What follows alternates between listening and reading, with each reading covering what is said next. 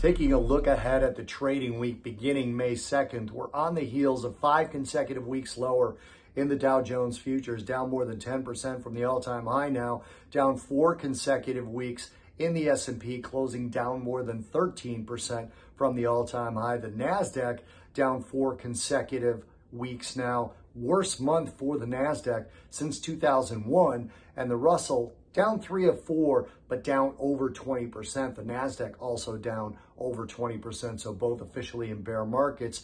And we're going into a week we might as well call a central bank week.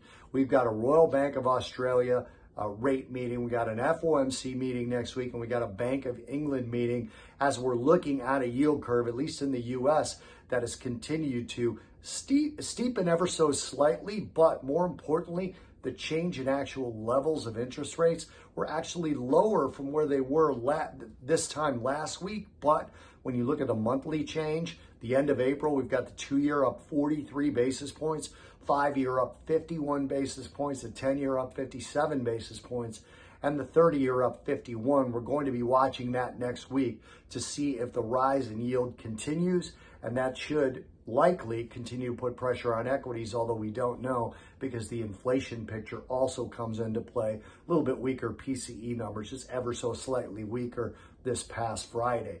We also have a payrolls report next week, Friday, so we'll be watching that, considering the GDP was negative quarter over quarter this year. The quarterly figures in GDP came in negative for the first time in quite some time. And what is payroll going to look like with estimates for a 3.6% unemployment rate and 395,000 jobs added, with a slight increase in the work week and a slight dip in the average hourly earnings? Is that going to match up with what's been going on with GDP, considering we got a negative number this past week? Now, also earnings and data. Earnings roll on with some interesting earnings next week, including Pfizer, Moderna, Regeneron, AMD, Airbnb, Starbucks, Cigna, ConocoPhillips, Uber, and Shopify. And then in terms of data, Monday we get EU consumer confidence, economic sentiment, and U.S. manufacturing ISM. Tuesday, German unemployment, a speech by ECB President Christine Lagarde. Wednesday, non-manufacturing ISM in the U.S., along with that FOMC decision that I mentioned. And then China Caixin composite PMI numbers. Thursday, Bank of England interest rate decision. And then Friday, of course, non-farm payrolls with speeches by Atlanta's Raphael Bostic, Fed Governor Waller, and San Francisco Fed President Mary Daly.